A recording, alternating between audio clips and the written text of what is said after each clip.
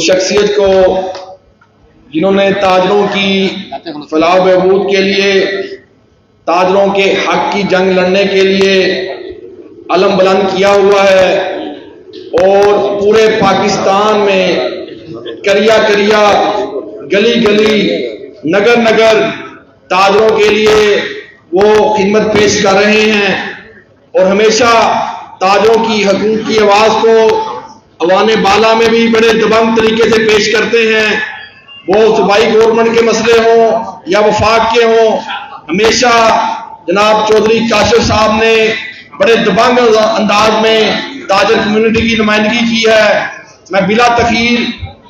اس شعر کے ساتھ انہیں دعوت سخن دینے جا رہا ہوں۔ ہزار دشت پڑے لاکھ آفتاب ابھرے، ہزار دشت پڑے لاکھ آفتاب ابھرے، لبوں پر گرد پلک پر نمی نہیں آئی، کہاں کہاں نہ رکا قافلہ فقیروں کا، لیکن متاع درد میں کمی نہیں آئی۔ آپ کی بھرپور تالیوں میں مرکزی تنظیم تاجران پاکستان کے صدر جناب چودھری محمد کاشف صاحب۔ کاشف چودھری، کاشف چودھری، کاشف چودھری، بڑا شادلہ فکر، کاشف چودھری۔ ان الحمدللہ والصلاة والسلام علی رسول اللہ۔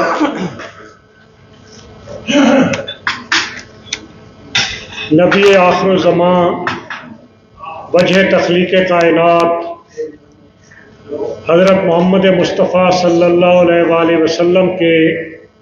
پیشہ تجارت سے وابستہ قافلے کے سالار جناب خواجہ شاہد رزاق سکہ صاحب، جناب شیخ سعید صاحب، عباس حیدر شیخ صاحب، شیخ امجد عقیل صاحب، مقصود بٹ صاحب، مرزا اشرف صاحب، رانا فرید صاحب، راؤ ہاشم صاحب، ملک اسامہ سعید اوان صاحب، مرزا مظہر بیگ صاحب، سہیل نیاز طور صاحب، اشرف مٹھو صاحب، شاہد ریاض صاحب، شاہد ندیم صاحب، رانا وہاب صاحب، مرزا طالب صاحب، حال کے اس سرے سے اس سرے تک اگر نام لینا شروع کروں گا تو بہت وقت درکار ہوگا۔ اس کا پنڈال میں بیٹھے ہوئے تمام ہی بھائیوں، دوستوں اور بزرگوں، سب سے پہلے میں انجمن تاجران غلہ منڈی کے چیئرمین جناب رانا طیب صاحب، صدر جناب منظور قادر صاحب اور جنرل سیکرٹری جناب محمود رحمانی صاحب اور ان کی پوری ٹیم کو انجمن تاجران سٹی رجسٹرڈ فیصل آباد کے ساتھ اپنا دست تعاون بڑھانے پر دل کی اتھاہ گہرائیوں سے خراج تحسین پیش کرتا ہوں اور غلہ منڈی کا انتخاب جیتنے پر ان کو مبارکباد پیش کرتے ہوئے ان کے لیے دعا گو ہوں کہ خدمت کے جس سفر کا ابھی رانا طیب صاحب نے اظہار کیا کہ ہم نے غلہ منڈی میں منتخب ہونے کے بعد یہ رفاہی اور فلاحی کام شروع کر دیے ہیں، میں دعا گو ہوں کہ ان کا یہ سفر اسی طرح جاری و ساری رہے اور ان کی خدمت کے نتیجے کے اندر جہاں پر اللہ رب العزت کے ہاں تو ان کو کامیابیاں اور کامرانیاں ملیں گی ہی، اس دنیا کے اندر بھی غلہ منڈی کے اندر ان کی خدمات کے صلے کے اندر انشاءاللہ ان کے مد مقابل آئندہ کوئی نہیں آئے گا۔ میرے بھائیوں اور دوستوں، تاجر مسائل کی بات بھی ہو رہی ہے، ملک کی معیشت کی بدحالی کا تذکرہ بھی ہو رہا ہے اور ایک ایسے دن میں ہم یہاں پر جمع ہیں کہ جب وفاقی حکومت نے سال 2023-24 کا وفاقی بجٹ پیش کیا ہے اور ایک ایسے حالات میں یہ بجٹ پیش کیا گیا کہ جب پاکستان کی معیشت 66,000 ارب روپے کے قرضے کے نیچے دبی ہوئی ہے، ایک ایسے وقت کے اندر کہ جب روزانہ کی بنیاد پر روپے کی قدر کے اندر کمی آ رہی ہے، امپورٹ کے مسائل نے ٹیکسٹائل انڈسٹری سے لے کر آٹو انڈسٹری تک پیداواری اور صنعتی یونٹوں کو بند ہی نہیں، لاکھوں مزدوروں کو بے روزگار کر دیا ہے۔ زر مبادلہ کے ذخائر تشویشناک حد تک گر چکے ہیں۔ مارکیٹوں کے اندر موجود ویرانیاں، مہنگائی کی بڑھتی ہوئی لہر، یہاں تک کہ اشیاء خورد و نوش کی قیمتیں ایک عام پاکستانی کی قوت خرید سے باہر ہو چکی ہیں، اور ایک ایسی صورتحال اور منظر کے اندر کہ جب IMF کے ساتھ ہمارا 9واں جائزہ اجلاس اور سٹاف لیول معاہدے کے ذریعے آخری قسط ہمیں نہیں مل سکی، اور حکومت بجٹ کے فوراً بعد IMF سے 10ویں جائزہ اجلاس کے اندر جانا چاہتی ہے، لیکن IMF کی تمام تر کڑی شرائط پوری کرنے کے باوجود، 170 ارب کے نئے ٹیکسز لگانے کے باوجود، IMF کی ڈکٹیشن کے اوپر تمام تر اقدامات کرنے کے باوجود IMF ابھی تک ہمیں اگلے قرض کے لیے وہ ہمارے ساتھ راضی نہیں ہے۔ ایک ایسی صورتحال میں کہ جب بجٹ سے قبل گیس کی قیمتوں میں 50% اضافہ کر دیا گیا، بجٹ سے قبل پیٹرولیم لیوی پر کی مد میں 10 روپے فی لیٹر پیٹرولیم لیوی کو بڑھا دیا گیا، ایسی صورتحال میں آج وفاقی وزیر خزانہ نے یہ بجٹ پیش کیا۔ میں یہاں یہ بات کہنا چاہتا ہوں کہ بجٹوں کا اگر آپ سلسلہ دیکھیے تو بجٹ سوائے اعداد و شمار کی جمع تفریق کے اور کچھ نظر نہیں آتا، بجٹ سوائے نئے ٹیکسز کو لگانے اور آمدن و اخراجات کے تخمینے کے علاوہ کچھ نظر نہیں آتا۔ حالانکہ بجٹ تو اس بات کا نام ہے کہ ہمارے پاس دستیاب وسائل کتنے ہیں اور ہماری ترجیحات کے مطابق درپیش مسائل کتنے ہیں، ہم اپنے دستیاب وسائل کے اندر ترجیح بناتے ہوئے درپیش مسائل کو کس طرح حل کر سکتے ہیں، اس کا نام بجٹ ہوتا ہے۔ لیکن ہمارے ہاں چونکہ یہ رواج اور کلچر موجود نہیں کہ ان بنیادوں کے اوپر بجٹ بنایا جائے، ہمارے ہاں تو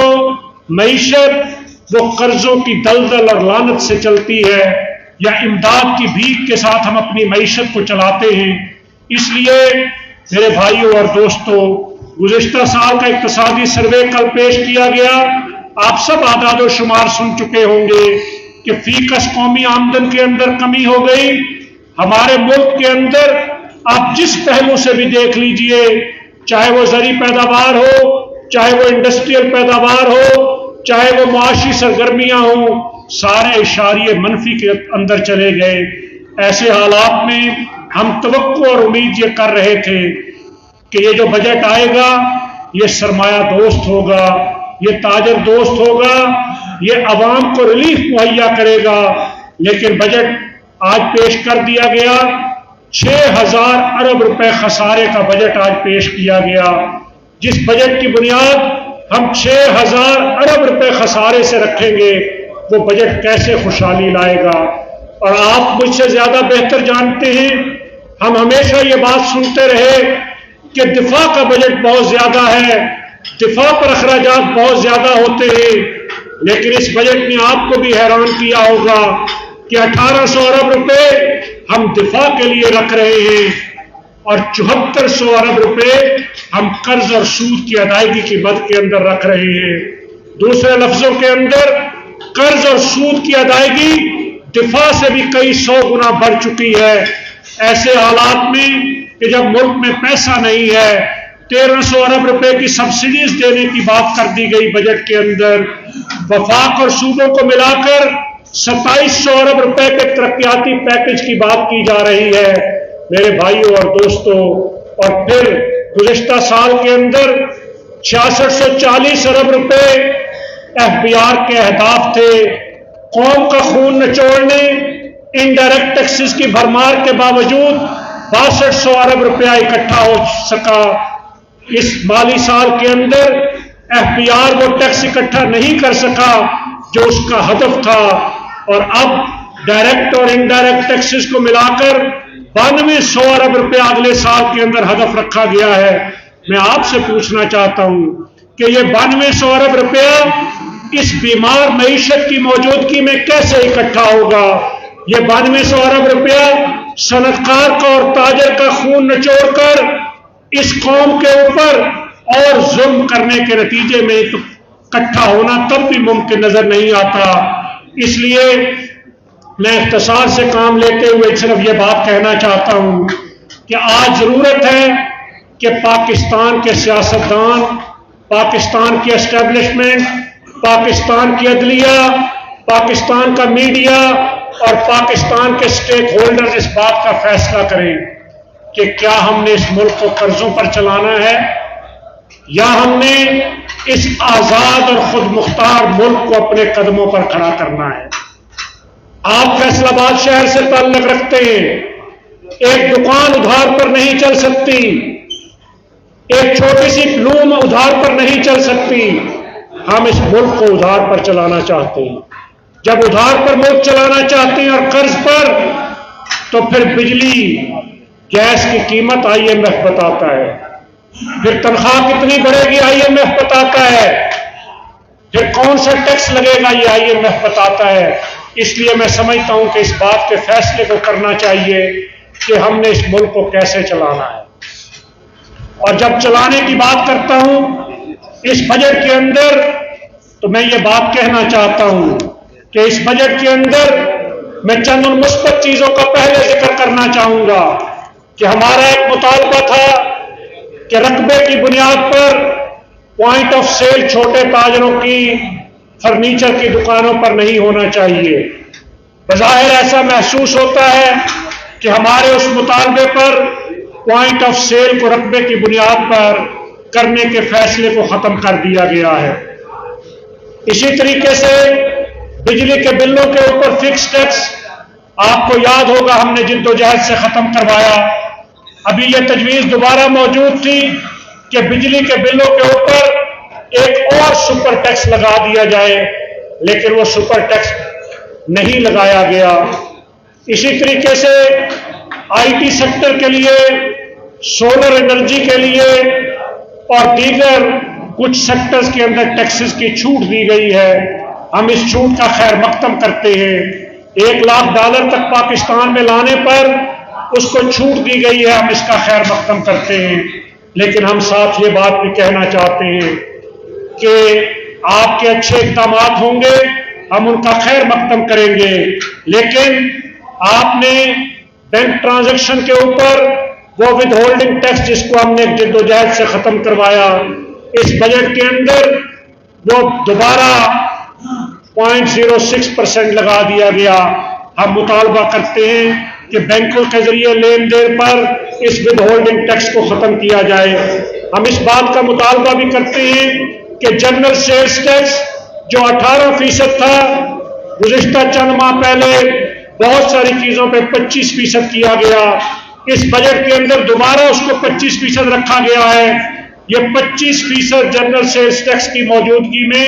مہنگائی کا ایک طوفان آتا ہے۔ اس لیے ہمارا پہلے بھی مطالبہ تھا، آج پھر ہم اس کو دہراتے ہیں کہ جنرل سیلز ٹیکس کو بتدریج سنگل ڈیجٹ پر لایا جائے۔ سنگل ڈیجٹ کے بغیر اس کا کوئی حل موجود نہیں ہے۔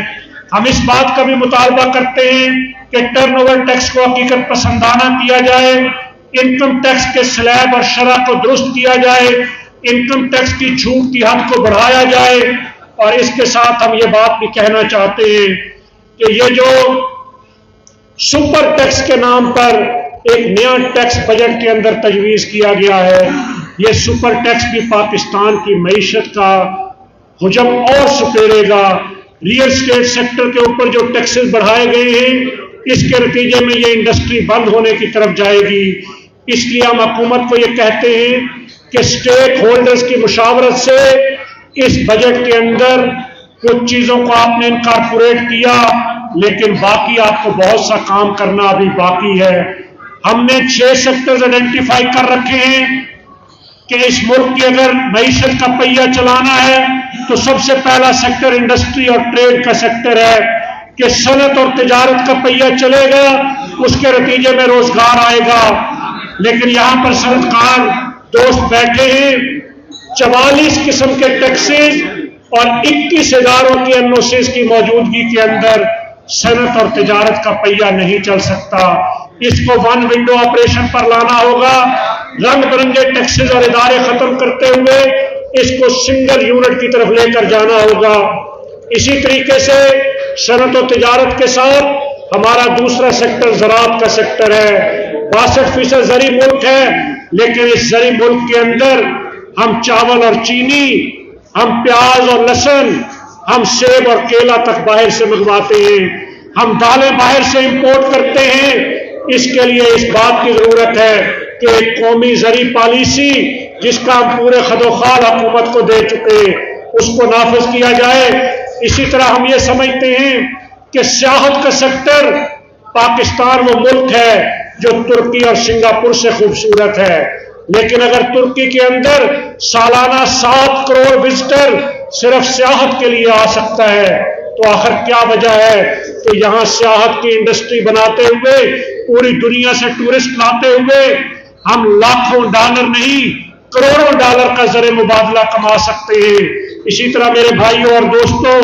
جہاں ہماری زمین سونا اگلتی ہے وہاں ہمارے پہاڑ معدنیات سے مالا مال ہیں. پہاڑوں کے اندر خرب $1 کے ذخائر موجود ہیں، لیکن اس کے لیے منرل اینڈ مائننگ کے حوالے سے ابھی مشینری منگوانے پر انہوں نے ٹیکس تو ختم کیا ہے، لیکن اس پورے سیکٹر کے اندر اصلاحات کی ضرورت ہے. اسی طریقے سے ڈیری ڈیولپمنٹ، لائف سٹاک اور فشریز کے حوالے سے میں یہ کہنا چاہوں گا کہ زرعی ملک ہونے کے باوجود یہاں پر ڈیری پروڈکٹس باہر سے آتی ہیں. ہمارا سمندر خرب روپے کے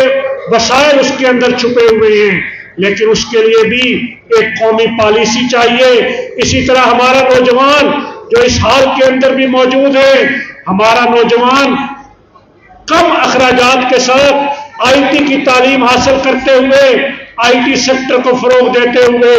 خرب $1 پاکستان کے اندر لا سکتا ہے. آئی ٹی سیکٹر کے لیے اس بجٹ میں ٹیکسز کی چھوٹ دی گئی ہے، لیکن میں سمجھتا ہوں کہ ملک کے اندر آئی ٹی سیکٹر کے لیے خصوصی پلاننگ کی ضرورت ہے، اس کے بغیر یہ سیکٹر ترقی نہیں کر سکے گا. اسی طرح ہمارا ریئل اسٹیٹ کا سیکٹر، اس کے حوالے سے بھی، اس لیے کہ اسے ایک سیکٹر کے چلنے سے 45 انڈسٹریاں چلتی ہیں. میرے بھائیوں اور دوستوں، اس بجٹ کے حوالے سے ہم حکومت کے ساتھ، ہم ماضی کی حکومتوں کے ساتھ بھی مسلسل ڈائلاگ اور رابطے میں رہتے ہیں. بجٹ پیش ہو چکا ہے، ہم یہ سمجھتے ہیں کہ اس بجٹ کے اندر جو اتنا بھاری بھرکم بجٹ پیش کیا گیا، چاہیے تو یہ تھا ملک کی معاشی صورتحال میں حکومت پہلا فیصلہ یہ کرتی کہ وفاقی اور صوبائی اخراجات 50% کم کیے جائیں گے، لیکن کوئی 1 روپیہ کم نہیں ہوا. ہم نے مطالبہ کیا تھا کہ صدر پاکستان سے لے کر صوبائی اسمبلی کے ممبران تک عوامی نمائندگی کی سطح پر آنے والے لوگوں کی تنخواہیں بند کی جائیں، ان کی مراعات بند کی جائیں، ان کے مفت بجلی کے یونٹ، ان کا مفت پیٹرول یہ بند کیا جائے، ان کے بیرون ملک دورے، VIP کلچر، یہ ساری چیزیں ختم کی جائیں. ہم نے یہ مطالبہ کیا تھا، آج بھی دوبارہ کرتے ہیں کہ جو 8 بجے دکانیں بند کرنے کا اجلت میں کیا گیا فیصلہ ہے، یہ غیر حقیقت پسندانہ، غیر دانشمندانہ ہے، اور اسٹیک ہولڈرز کی مشاورت کے بغیر کیے گئے فیصلے وہ کبھی بھی قابل عمل نہیں ہوتے. ماضی کے حکمرانوں نے بھی دکانیں بند کروانے کی کوشش کی، دکانیں کھلی رہی. آج کا حکمران بھی اگر یہ زور زبردستی سے کوشش کرے گا تو کاروبار بند نہیں ہوں گے. اگر آپ بجلی بچانا چاہتے ہیں تو میں وزیر موصوف کو یہ بات کہنا چاہتا ہوں کہ آپ کو غلط اعداد و شمار دے دیے گئے کہ $1 ارب کی بچت ہوگی. اس ملک کے چھوٹے شہر مغرب کے وقت بند ہوتے ہیں، ہول سیل مارکیٹیں مغرب کے وقت بند ہوتی ہیں. اس ملک کے پوش سیکٹر، اس ملک کی پوش مارکیٹیں رات گئے تک کھلی ہوتی ہیں. آپ مجھے بتائیے کہ سرکاری دفاتر کے اندر جو ایئر کنڈیشن صاحب بہادر کی غیر موجودگی میں بھی سارا دن چلتا ہے، اس کو بند کون کرے گا؟ یہ جو ایوان صدر اور وزیر اعظم ہاؤس، گورنر ہاؤس اور وزرائے اعلیٰ ہاؤس سے تفریح گاہوں اور پارکوں اور سڑکوں کی لائٹیں ساری رات جلتی ہیں، ان کو بند کون کرے گا؟ یہ جو سرکاری تقریبات رات گئے منعقد ہوتی ہیں، ان کو بند کون کرے گا؟ اگر یہ بند نہیں ہوں گے تو پھر کاروبار بھی بند نہیں ہوگا۔ اگر حکمران قربانی کی طرف جائیں گے تو تاجر اور قوم بھی قربانی دے گی۔ حکمران اگر اوقات کار تبدیل کرنا چاہتے ہیں تو ہم پہلے بھی تجاویز دے چکے ہیں کہ فجر کی نماز کے بعد آپ ریاست کا پورا نظام شروع کریں، خود بخود اوقات تبدیل ہوتے چلے جائیں گے۔ لیکن اگر یہ نہیں کیا جائے گا اور تاجر کی جیب پر ڈاکہ ڈالنے کی کوشش ہوگی، تاجر کا معاشی قتل کرنے کی کوشش ہوگی، تو یہ معاشی قتل ہم نہیں کرنے دیں گے۔ میں آخر میں ایک دفعہ پھر انجمن تاجران غلہ منڈی کو مبارکباد پیش کرتے ہوئے اس بات کا یقین دلاتا ہوں کہ غلہ منڈی کے جتنے بھی ٹیکسز کے مسائل ہیں، غلہ منڈیوں کے اندر پیمرا کے ساتھ مسائل ہیں، غلہ منڈیوں کی مارکیٹ کمیٹیوں کے مسائل ہیں، یا غلہ منڈیاں نئی غلہ منڈیاں بنانے کے ایشوز ہیں، ان سب حوالوں سے مرکزی تنظیم تاجران پاکستان اور انجمن تاجران سٹی رجسٹرڈ فیصل آباد ہر قدم پر ہر جد و جہد میں آپ کے شانہ بشانہ ہوگی، اس لیے کہ ہماری مارکیٹوں کی ترقی کے ذریعے ہی کاروباروں کی ترقی ممکن ہو سکے گی۔ میں آخر میں بابا تاجر فیصل آباد نہیں، پاکستان کے تاجروں کے ایڈی اور پاکستان کے تاجروں کے ہمدرد غمگسار جناب خواجہ شاہد رزاق سکہ صاحب کو، ان کی پوری ٹیم کو اس خوبصورت تقریب کے انعقاد پر مبارکباد پیش کرتا ہوں اور دعا گو ہوں کہ پاکستان کو، ہم تاجروں کو ایک جد و جہد کے ذریعے IMF، ورلڈ بینک اور عالمی مالیاتی اداروں سے آزاد کرواتے ہوئے علامہ اقبال کی خواہشات اور قائد اعظم محمد علی جناح کی جد و جہد کا ایک فلاحی اور خوشحال پاکستان بنانے کی ہمیں توفیق دے۔ وآخر دعوانا الحمدللہ۔ کاشف چوری